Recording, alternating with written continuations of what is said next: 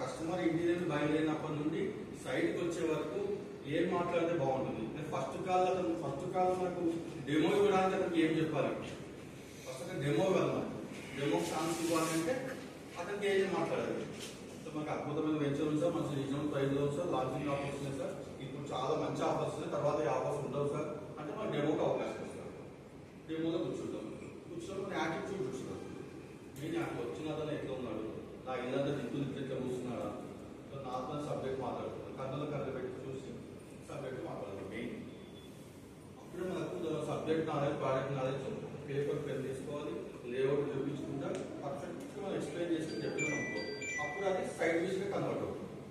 Side visit టైంలో అతను ఒక్కొక్క డెవలప్మెంట్ మనం చూపిస్తా వస్తుంది. ఇంతవరకు జరిగినంత థియరీ, నెక్స్ట్ ప్రాక్టికల్ ఏమంటే ఫిజికల్ గా చూపి సైట్ లో వస్తుంది. సైట్ లో కూడా ప్రతి ఒక్క ఐటమ్ మనం కస్టమర్ దగ్గర తీసుకుపోవాలి, ప్రతి ఒక్క చూపించుకుంటూ పోవాలి. చూపించుకుని వేస్తే దాని value, client value, future value మొత్తం తెలియజేసిన తర్వాతనే క్లోజింగ్ లో కూర్చున్నాం అనుకో చాలా ఈజీ అవుతుంది. నెక్స్ట్ ఏముంది, డబ్బులు కట్టడం ఒక్కడే మిగిలి ఉంటుంది, ఏం ఉండదు. అంటే కస్టమర్ అస్త దిగ్బంధం చేయాలి. ముందే థియరీ పరంగా మొత్తం చెప్పేసారు, కళ్ళ కట్టినట్టు చెప్పాలి.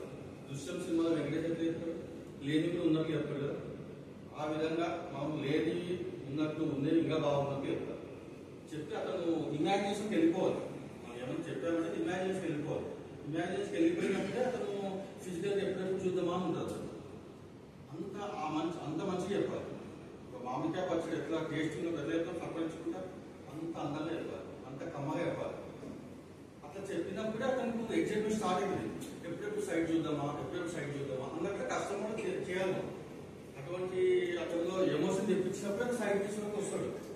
లేదు మామూలు సప్ప చెప్తే అతను రాడు. ఇక్కడ ఏం చెప్పినా అదే ఆల్రెడీ ఉంటుంది అన్నట్టు.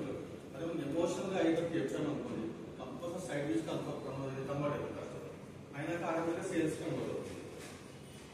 కాబట్టి కొద్దిగా మనం ఫస్ట్ నుంచి చెప్పేది సబ్జెక్ట్ నాలెడ్జ్, ప్రోడక్ట్ నాలెడ్జ్ అనేది 100% ఉందనుకో, మన ముందు ఒక ఐఏఎస్ ఆఫీసర్ కూర్చొని, ఐటీఎస్ కావచ్చు, పెద్ద డాక్టర్ కూర్చొని, పెద్ద మెగాస్టార్ కూర్చొని మనం ఆ నాలెడ్జ్ ఉంటే కంపల్సరీ సేల్ కన్వర్ట్ చేయగలరు. కాబట్టి ఎప్పుడైతే నాలెడ్జ్ అనేది ముఖ్యం. ఎప్పుడప్పుడు పేపర్ కటింగ్ చూడండి, యూట్యూబ్ చూడండి, ఎప్పుడప్పుడు చూస్తే మన నాలెడ్జ్ పెరుగుతూ ఉంటుంది. అప్పుడే మనకు సేల్స్ కన్వర్ట్ అవుతుంది. అదొకటి మెయిన్. సేల్స్ విషయానికి వస్తే, అదే సేల్స్ అంటే మీరు సైజురావు సార్ సేల్ చేశారు, 20 అలమెంట్ చేశారు, ఎలా చేసి ఉండొచ్చు, సైజురావు అనలైజ్ చేసుకోవాలి. ఇప్పుడు నాకెందుకు రాదు, అతను ఎలా అమ్మగలిగినాడు, నేను అమ్మలేకపోతున్నాను అనేది ఎప్పుడు అనలైజ్ చేసుకుంటూనే ఉండాలి. చేసుకుంటే అప్పుడు ఒక గొప్ప ఐడియా మీ మైండ్ నుంచి బయటకు వస్తుంది. ఆ ఐడియా ఫాలో అయిన మనుషులు మీకు సేల్ వస్తుంది. మీరు ఫెయిల్యూర్తో బాధపడుకుందాం అనుకోండి, అది ఇంకా నెక్స్ట్ సేల్ కూడా ఆగిపోతుంది. ఎంతసేపు మనం చేయాలి, మాకు మార్కెటింగ్ సేల్స్ అంటేనే మొత్తం మెదడుతోటి, మన శారీరక బలం, మానసిక బలంతో కూర్చుంది. ఒక ప్రోడక్ట్ తయారు చేయాలంటే టెక్నికల్ వాళ్ళు, లేబర్తో అయిపోతుంది. ఆ ప్రోడక్ట్ తయారైన తర్వాత మార్కెటింగ్ చేయడానికి రెండు కలిపి మనిషి కావాలి. అది మానసికంగా బలం ఉండాలి, శారీరక బలం ఉండాలి. ఉన్న వ్యక్తులే మార్కెటింగ్ అనే ముందుకు వస్తుంది. మార్కెటింగ్ అంటే ఎప్పుడు మనం యాక్టివ్గా ఉండాలి, ఉత్సాహంగా ఉండాలి. మన ఎన్ని బాధలు ఉన్నా ఏమున్నా కూడా యాక్టివ్ ఉన్నాం అనుకో, అదే యాక్టివ్నెస్ తో మనం కస్టమర్కి వెళ్తాము, అదే వాళ్ళకి చెప్తాము, కస్టమర్ యాక్టివేట్ అవుతాడు, మన సైడ్ నుంచి సైడ్ క్లోజ్. అది మెయిన్ టాపిక్. నెక్స్ట్ మనము 9th వరకు మ్యాక్సిమం సేల్స్ ఎప్పుడప్పుడు ప్లాన్ వేసుకుంటూనే ఉండాలి.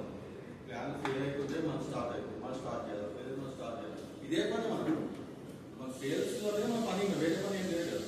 సరే లాంచింగ్ లో ఫెయిల్ అయ్యింది, నెక్స్ట్ ఏం చేయాలి, మన ఐడియాస్ అదే ఐడియాస్ ఫాలో కావాలి. నెక్స్ట్ సేల్స్ మనము మానసిక సిద్ధంగా కావాలి. టీమ్స్ క్వాలిటీ టీమ్స్ మనం